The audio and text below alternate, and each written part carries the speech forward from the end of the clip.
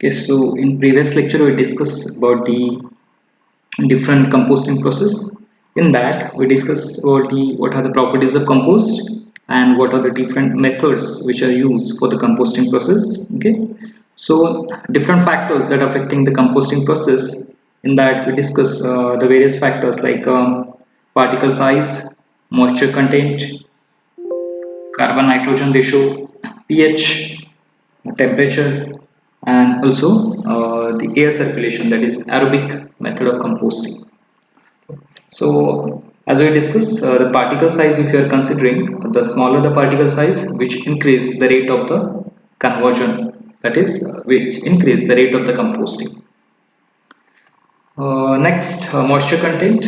So the particle size should be vary or should be between 30 to 50 mm of size. Okay.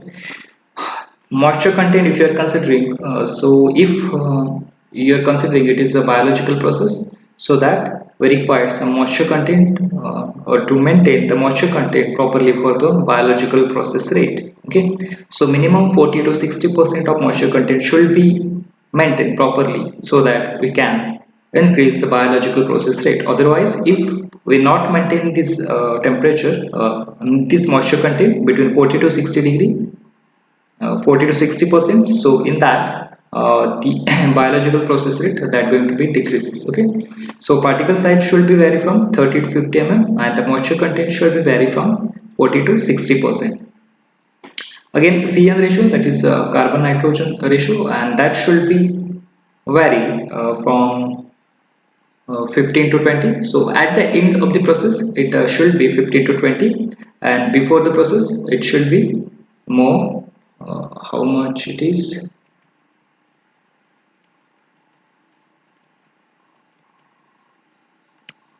So that is 30:1. Okay, so that is the initial ratio, CN ratio during the process. Okay, and after the completion of this process composting, it should be 15 to 20. Okay, so pH should be vary from 6.5 to 8.5. Okay, because if pH going to be decreases, that reduce the biological conversion rate. Okay. Temperature should be also maintained between 45 to 60 degree, because if not maintained properly, that microorganism dies out and that reduce the biological activities. Okay, so again, the air circulation, so 40 to 60% free space should be available. Otherwise, that aerobic condition that going to be turns into anaerobic condition. So oxygen should be maintained 13 to 18% for that maintain that process in aerobic condition. So these are the various factors that affecting the composting process. After that, we discuss about the properties of compost. In that, the compost should be black and brown color. It should be earthy odor. The pH of the compost at the end of process should be 6.5 to 7.5 or either up to 8.5. It should not be completely dry and should not be watery. The CN ratio of the compost should be 15 to 20, and that compost should be contain good quantity of humic acid.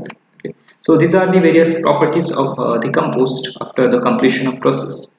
After that, we discuss about the various uh, process of composting. In that, methods of composting, in that we discuss how to prepare a compost. So first, preparation of solid waste, in that separation of other material like rubber, separation of plastic, separation of leather, separation of metals and organic matter. So inorganic matter we have to separate, and organic matter we have to separate from that all waste. And after that, the decomposition of solid waste that carried out by oxidize, or that is by the aerobic bacteria. So bacteria oxidize organic matter. Okay, and finally that prepare compost, and that is compost is the final project, final product. And for after grinding, blending and granulation, sorting and transportation, you can sell that compost as a fertilizer. Okay, so different methods of composting. In that, Indore method of composting, Bangalore method of composting, and NADEP method of composting. So Indore method, which discovered by Howard and Vaideva, okay, and Bangalore method, which discovered by Acharya, NADEP method was discovered by ND Pandhari Pandey. Okay. So these are the various methods basically used for the composting process. Also the mechanical composting and window composting, this method also used for the composting process. Okay. So NADEP method, in that we discuss, it is used for crop residue, weed, cattle dung and kitchen waste. Basically the size which are used for 6 to 8 feet of breadth, and depth basically vary from 2 to 3 feet, not more than 3 feet, and the length 10 feet or more as per the requirement.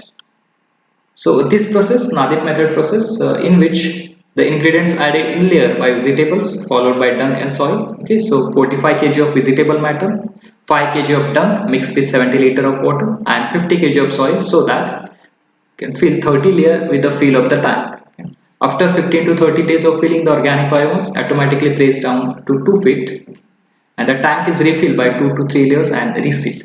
After the filling the tank, do not disturb for 3 months when organic matter completely degraded by microorganisms, and about 20 to 50 liters of water sprinkled twice a week after tank fully loaded. Okay. So this is what the process of NADEP method of composting, and you can see that is the view of NADEP method of composting. You can see the pit, brick bag pit, and having space which is maintain the aerobic process so that air circulation can be obtained, and easily you can do the composting in that pit. And at the right side you can see how the layer which are going to fill into that compost. The first layer, it is a waste, 45 kg of waste.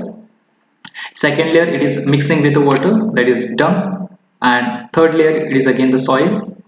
Again the first layer waste, and again dunk with water, and third layer is soil. So in that way we have to fill that all the pit with the waste. So this is the first NADEP method of composting. Second method, it is the Bangalore method of composting, and this Bangalore method, it is anaerobic method. So NADEP method we already discussed, that is the aerobic method of composting. This Bangalore method, it is commonly used, and that is anaerobic method. Okay. So this method saves the labor cost because there is no need of turning and regular sprinkling of water. Okay. As this indicates, the Bangalore method is anaerobic method. So there is whatever the labor which required for the process, like you can say sprinkling of water or turning of that waste, is not required in case of Bangalore method. Because why? Because it is anaerobic method. So if you fill the compost, or if you fill the pit at once, so not need to sprinkle the water, and not need to maintain the aerobic condition by turning up that waste. Okay. So that is the labor cost that going to be saved into the Bangalore method. So that is the first point. This method saves labor cost because there is no need of turning and regular sprinkling of water. Next, composting the town refuse and night soil. So night soil and town refuse, that waste that going to be composted into the Bangalore method. This method is anaerobic in nature and carried out in pits where the alternative layers of organic waste and animal dung is laid. Okay. So same as we are going to filling the pit in aerobic method like a NADEP method. Same, you have to fill the waste, organic waste, with animal dung in the same layer. Okay. And the composting is done in a pit of 4 feet of wide and 2 feet of deep. Okay. So whatever that pit which is used for the Bangalore method, it is 4 feet wide and 2 feet deep. Okay. Add little water if necessary. Okay. After 4 to 6 months, all material decomposes and compost become ready for the application. Okay.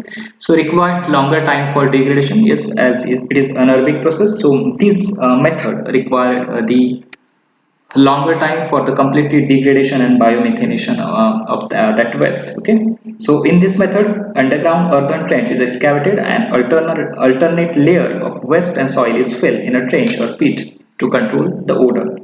And finally at the top, the final layer of soil is provided at the top. Okay, to prevent the breeding of flies and to prevent the odor which creates after the decomposition of waste. Okay. So this about the Bangalore method of composting, which is anaerobic composting process. Next process, it is Indore method of composting, and that process, it is also aerobic process. So this method is aerobic in nature.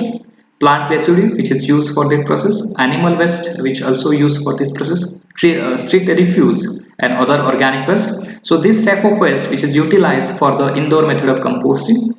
So first of all, spread dry waste with cattle dung and soil in a ratio of 4:2:1 up to 2-inch layer in composting pit. Pit is filled with the above material up to 1 foot above the ground level. Afterwards, sprinkle the water over the material, and one more layer of bedding of material with wood ash and urinated mud should be added. Okay, so the vegetables and the night soil is alternately piled into the trench up to depth 1.5 to 2 meter and width 3 to 8 meter and above the ground level. Okay, so these are the aerobic process, and we require the continuously turning in this process. So 4 to 5 weeks during the biodegradable organic matters are consumed, we require the turning. Okay, so this is the same process as like an NADEP method of composting.